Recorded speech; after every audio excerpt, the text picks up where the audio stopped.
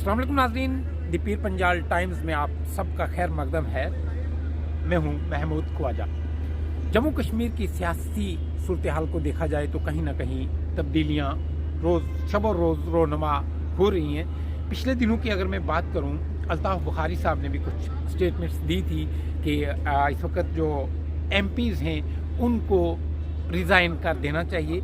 और भी मज़ीद बातचीत हम करेंगे। आज हमारे साथ मौजूद रहेंगे अपनी पार्टी के spokesperson advocate Yasar Khan साहब। उनसे हम मज़ीद बातचीत भी करेंगे और ये उनके तासुरात भी लेंगे, उनका रिएक्शन भी लेंगे। जैसा कि मुश्ताक बुखारी साहब ने अपने ओहदे से रिज़ाइन दिया था, उस पर हम मज़ीद बात करेंगे उनके। यासर साहब बात करने के लिए, यासर साहब सबसे पहले मैं ये रिएक्शन देखना चाहूँगा। अल्ताफ़ साहब ने पिछले दिनों एक प्रेस कॉन्फ्रेंस में कहा था कि जितने भी जम्मू कश्मीर के MPs हैं उनको रिज़ाइन कर देना चाहिए। मकसद क्या है, क्यों रिज़ाइन करना चाहिए, किस चीज़ के लिए रिज़ाइन करना चाहिए? जो मुख्तलिफ पार्टी से MP हैं वो रिप्रेजेंट कर रहे हैं इस वक्त जम्मू कश्मीर को, तो क्या समझते हैं आप? महमूद साहब, जम्मू कश्मीर अपनी पार्टी के जो हमारे प्रेसिडेंट हैं मोहतरम अल्ताफ़ बुखारी साहब, उन्होंने पब्लिक के इंटरेस्ट की कंटेक्स्ट को मद्देनज़र रखते हुए ये बात कही कि जम्मू कश्मीर के जो MPs थे उनका मतलब ये था कि उनको ग्राउंड में जाना चाहिए था। ज़मीनी सतह जहाँ पर डिस्ट्रिक्ट्स थे या तहसील जो असेंबली हल्का थे, वहाँ के जो लोग थे, वहाँ के जो पब्लिक रिप्रेजेंटेटिव थे, वहाँ के मुख्तलिफ तंजीमें जो थी उनसे मिलना था, उनसे बात करनी थी कि क्या हल्का बंदी जो हुई है क्या आप इससे मुतमिन हो या मुतमिन नहीं हो। हुआ इसके बरक्स कि वो कहीं भी नहीं गए, वो कहीं भी नहीं मिले। उन MPs ने अपनी मनमानी से, अपनी मर्जी से जो है वो रिपोर्ट जो है सबमिट की है, जो पब्लिक को नहीं पता कि उन्होंने क्या की है। तो अल्ताफ़ बुखारी साहब ने कहा कि अल्ताफ़ बुखारी साहब को दर्द था, तकलीफ थी कि लोग किस गम और किस तकलीफ से गुजर रहे हैं जम्मू कश्मीर की, लेकिन ये हमारे MPs हैं जिनको इस तकलीफ का एहसास नहीं हो रहा। उसी मद्देनज़र रखते हुए, उसी बात को रखते हुए तो अल्ताफ़ बुखारी साहब ने डिमांड की थी कि पब्लिक इंटरेस्ट में इनको जो है रेजिग्नेशन देना चाहिए, क्योंकि ये डिज़र्व नहीं करते हैं कि फर्दर जो है पब्लिक को जो है रिप्रेजेंट करें। क्योंकि जिस पब्लिक ने इनको चुना था, जो उनको मसाइल का सामना था, जो डिलिमिटेशन कमीशन में इन्होंने जो रिपोर्ट सबमिट कर पहले भी की थी ऑब्जेक्शंस, और अब जो ऑब्जेक्शंस फाइल करने थे ये विदाउट दी विल ऑफ जो है पब्लिक जो है उनके पूछे बिना जो है इन्होंने सबमिट किया है, और कहाँ कोई मालूम नहीं है इन्होंने क्या किया है। तो उसी मद्देनज़र पर जो रखते हुए अल्ताफ़ बुखारी साहब ने इनको जो है डिमांड की है रेजिग्नेशन की, ताकि जम्मू कश्मीर के आवाम का जो है बेहतर हो सके और भला हो सके। क्या समझते हैं आप, भलाई की अगर बात की जाए, इस प्रेस कॉन्फ्रेंस को मद्देनजर रखते हुए क्या उन MPs की तरफ से कोई रिएक्शन आया या उन्होंने कोई जवाब दिया इस चीज़ को कि हमने ये बयान रखा है, ये पॉइंट ऑफ व्यू रखा है डिलिमिटेशन कमीशन के आगे? महमूद साहब, आप देखें, अगर उनको उन्हीं MPs को इतनी फिक्र होती जो बड़ी बातें करते हैं स्पेशल स्टेटस की, तो 2019 के बाद उन्होंने रिज़ाइन क्यों नहीं किया? बड़ी बड़ी बातें करते हैं, क्यों नहीं रिज़ाइन किया? अगर वो कह रहे हैं कि जम्मू कश्मीर को जो 2019 में जो चीज़ें हटाई गई हैं वो गैर कानूनी हैं, तो फिर जिस पब्लिक ने उनको चुना था वो 5 अगस्त 2019 से पहले चुना था इन MPs को, फिर उन्होंने रेजिग्नेशन क्यों नहीं दिया? इसका मतलब उनको आवाम से कोई लेना देना नहीं है। वो जो पहले भी करते आए हैं, इस तरह से लोगों को धोखाबाजी करते आए हैं, और उस पर पब्लिक का जो अब अतमाद नहीं है। उनको यकीन है कि अगर हमने एक बार रेजिग्नेशन दे दिया, हमें आवाम दोबारा जो है वो चुन के नहीं लाएगी, क्योंकि हम आवाम में जो है एक्सपोज हो चुके हैं। 5 अगस्त 2019 की मैं बात करूं, उसके बाद कहीं ना कहीं कपड़े फाड़ते हुए भी वो लोग नजर आए थे। उस वक्त आवाम को एक उम्मीद जगी थी कि कुछ ना कुछ होगा, लेकिन क्या समझते हैं आप, वो कपड़े क्यों फाड़े गए थे? महमूद साहब, अब हम जो हर बंदे का एक अपना डेमोक्रेटिक राइट है, कोई कपड़े फाड़ता है, कोई इसी तरह से प्रोटेस्ट करता है। मैं आपको एक चीज़ कहूँगा कि 5 अगस्त के बाद जब ये जितनी सियासी जमातें थी, जो इन्होंने जम्मू कश्मीर की आवाम से जो वादे किए थे, जब उन वादों की खिलाफ वर्जी की गई और सब इनको मालूम था ये झूठ बोल रहे हैं, ये लोगों को गुमराह कर रहे हैं, लेकिन जब देखा कि जम्मू कश्मीर की आवाम की आवाज़ और जो जम्मू कश्मीर की आवाम चाहती है, जो जम्मू कश्मीर के लोगों के मसाइल हैं, उस पर कोई बातचीत नहीं हो रही, उसी मद्देनज़र रखते हुए जम्मू कश्मीर अपनी पार्टी का 2020 में वजूद आया। और आप देखें जम्मू कश्मीर अपनी पार्टी उस वक़्त जो हालात थे, जो इनकी कमज़ोरियाँ थे, इनको डर था, ये जम्मू कश्मीर की आवाम की बात नहीं कर सकते थे। इनको ये लगता था कि इनकी क्या मजबूरियाँ थी, अब तो हमें मालूम नहीं है, वो तो इन्हीं को मालूम होगा या गवर्नमेंट को मालूम होगा। लेकिन जम्मू कश्मीर अपनी पार्टी की कोई मजबूरी नहीं थी। अल्ताफ़ बुखारी साहब जब पार्टी के प्रेसिडेंट बने, उसके बाद जम्मू कश्मीर की आवाम जिस मुश्किल से गुजर रही थी, उसकी मुश्किल का जो था अजाला जो था वो सेंट्रल गवर्नमेंट के पास था। तो उस वक्त जो हालात बने थे जम्मू कश्मीर में, एक बड़ा खौफज़दा माहौल था जम्मू कश्मीर के अंदर। हर इंसान जो है एक डर महसूस कर रहा था। तो अल्ताफ़ बुखारी साहब ने, आपको अभी भी याद होगा कि जम्मू कश्मीर हाई कोर्ट की वैकेंसीज निकली थी 4th क्लास के लिए, तो वो पूरे इंडिया के लिए निकली थी कि सभी किसी भी कंट्री के किसी भी हिस्से से आके जम्मू कश्मीर हाई कोर्ट में जो है वो अप्लाई कर सकता है। लेकिन इंटरवेंट जम्मू कश्मीर अपनी पार्टी ने इंटरवेंट किया। मोहतरम अल्ताफ़ बुखारी साहब और उनके सीनियर साथी जो वाइस प्रेसिडेंट और दूसरे जो सीनियर लीडर थे, वो दिल्ली में गए, उन्होंने मिला, उन्होंने कहा कि हमारे नौजवानों के साथ आप ये सलूक नहीं कर सकते। उसके बाद वो आप देखें स्टिल एक जो था होल्ड हो गया, कम से कम उसके बाद वो जो था वो सिलसिला रुक गया कि बाहर के जो हैं यहाँ पर आके जो है उनको मुलाजमत नहीं मिलेगी। इसी तरह लैंड का था, उस वक्त भी फॉर द टाइमिंग किया, लेकिन उस वक्त मुझे बताओ आवाज़ कौन उठाने वाला था? क्यों ये लोग डरे हुए थे? जिनको कुछ होगी, परेशानी होगी। तो जम्मू कश्मीर अपनी पार्टी जो थी, जब देखा कि जम्मू कश्मीर के नौजवानों को भड़काया जा रहा है और उनको भड़का कर, पहले भी उन्होंने पिछले कितने अरसे से यहाँ के नौजवानों ने जो है बिला वजह जो है अपनी जानें गंवाई हैं, तो फिर उनको गलत ट्रैक में लेकर फिर जानें गंवाने का एक प्लान तैयार हो चुका था। तो जम्मू कश्मीर ने अपनी पार्टी ने फ्यूचर जो बच्चों का देखते हुए, हालात को देखते हुए इस पार्टी का वजूद में लाया और यहाँ के जो नौजवान थे उनका बेहतर मुस्तकबिल बनाने के लिए इस पार्टी को लाने का मकसद था कि अब जो भी होगा ट्रांसपेरेंट होगा। अब वो नहीं, अकाउंटेबिलिटी होगी, ट्रांसपेरेंसी होगी। वो नहीं है कि जो अब पहले होता था कि आप वही दौर जो है आप चलाओगे। अगर इन्होंने ये कुछ नहीं किया होता तो जम्मू कश्मीर आज, आप यकीन माने, जम्मू कश्मीर की एक एग्जाम्पल होनी चाहिए थी पूरे मुल्क में कि अगर सबसे बेस्ट स्टेट है वो जम्मू कश्मीर है, अगर सबसे अच्छी डेवलपमेंट हुई है वो जम्मू कश्मीर है, सबसे अच्छा हेल्थ सेक्टर जम्मू कश्मीर है, जम्मू कश्मीर में एजुकेशन जो सेक्टर है सबसे आगे निकल गया।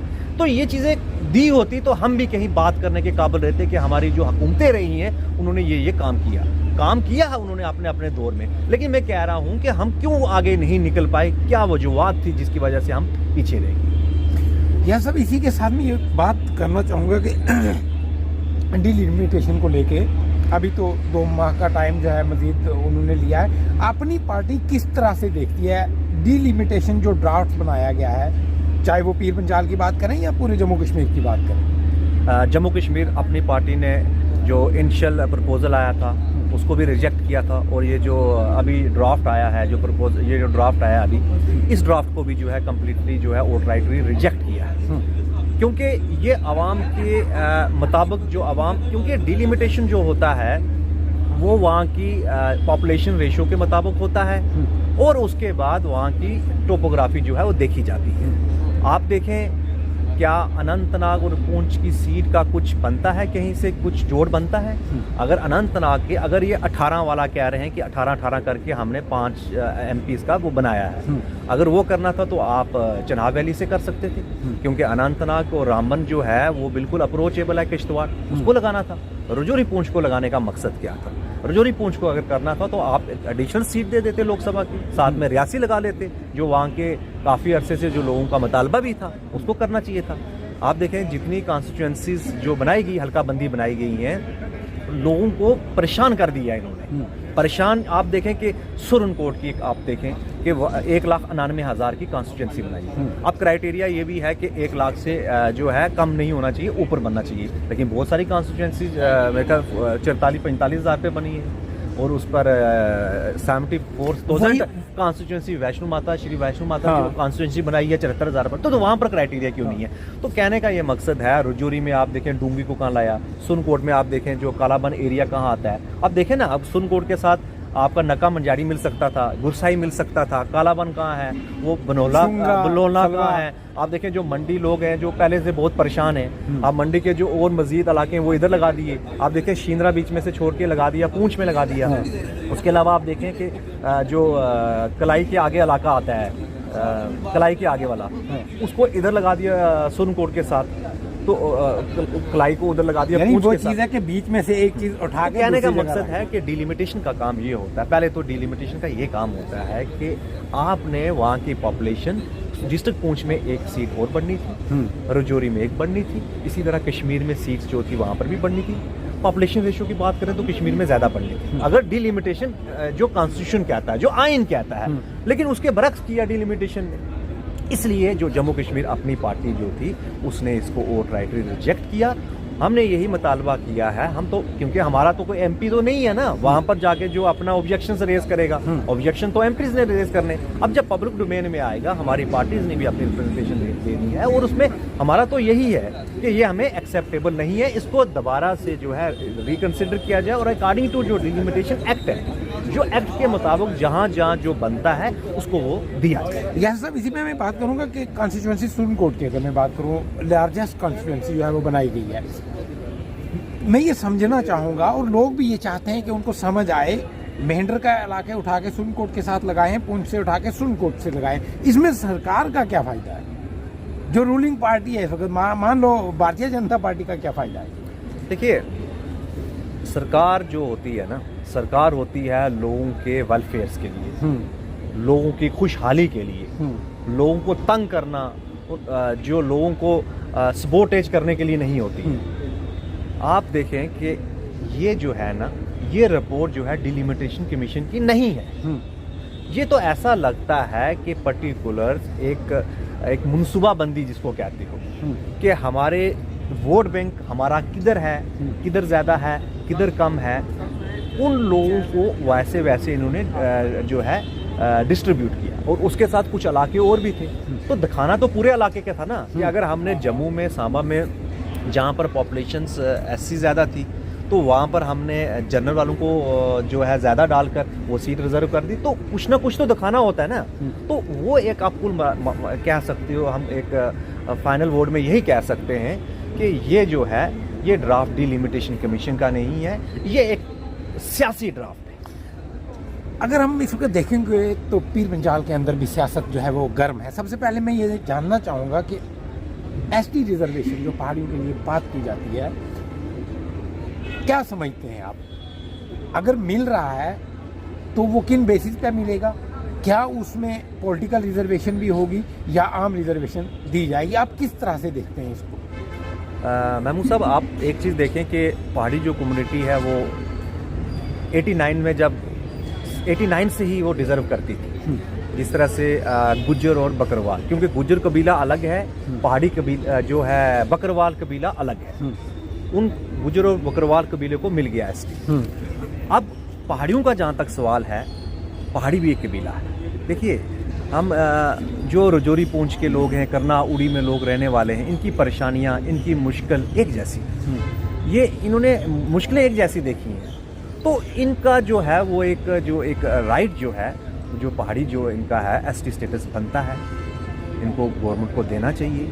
ये कोई भीख नहीं मांग रहे हैं। हुकूमत का काम ये होता है इंसाफ करना कि कौन सा तबका जो है डिप्राइव्ड क्लास है, अंडर प्रिविलेज क्लास है, और कौन सा जो है पीछे रह गया है, तो इस जुमरे में उसको लाया जाए, ताकि वो भी जो कॉन्स्टिट्यूशनल जो बेनिफिट्स होते हैं वो ले सके।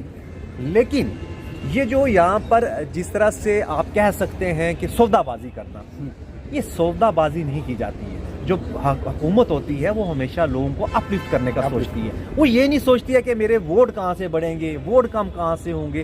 हुकूमत का काम है अपलिफ्ट करो, उसके बाद लोगों ने क्या डिसाइड करना है वो लोगों की मर्जी होती है, उसमें सौदाबाजी नहीं होती है। इसलिए हम यही कहेंगे कि पहाड़ियों का जो उनका हक है, उनको जो है एसटी स्टेटस दिया जाए।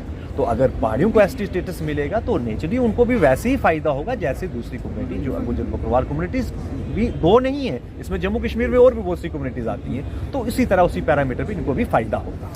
मैं बात करूँगा मुश्ताक बुखारी साहब की, एक दिग्गज नेता और सियासत के अंदर एक काफ़ी बड़ा कद है उनका। अचानक से उन्होंने कल फैसला लिया, नेशनल कॉन्फ्रेंस को खैरबाद कह दिया। आप क्या समझते हैं कि क्यों और किस वजह से ये कदम जो है उन्होंने उठाया है? देखिए, ये वो नेशनल कॉन्फ्रेंस में थे। हाँ। ये उन्हीं को मालूम होगा कि उनको नेशनल कॉन्फ्रेंस ने क्यों उनको छोड़नी पड़ी, उनकी मजबूरियां क्या थी, या नेशनल कॉन्फ्रेंस की क्या मजबूरियां थी, या तो नेशनल कॉन्फ्रेंस के जो प्रेसिडेंट हैं या उनके जो स्पोक्स पर्सन हैं वो बता सकते हैं, या जो खुद हैं वो बता सकते हैं इस बारे में कि इसकी वजूहत क्या थी, क्योंकि ये तो वही जानते हैं। तो इसके बारे में मैं कुछ नहीं कह सकता हूँ। यानी आपकी जो ऑब्जर्वेशन है वो कुछ आप नहीं कह सकते? मैं, क्योंकि ये उनकी पार्टी और उनका ज़ाती मामला है, तो मैं उस पर कुछ कह नहीं सकता हूँ कि उन्होंने किस सोच पर छोड़ा, किस सोच पर वो आगे जा रहे हैं, या क्या मजबूरियाँ हैं, नेशनल कॉन्फ्रेंस की क्या मजबूरियाँ या उनकी क्या मजबूरियाँ हैं। तो मैं उस पर क्या कह सकता हूँ? ये तो वो जिस पार्टी में थे या तो वो बता सकते हैं, या जिन्होंने पार्टी छोड़ी है या वो बता सकते हैं।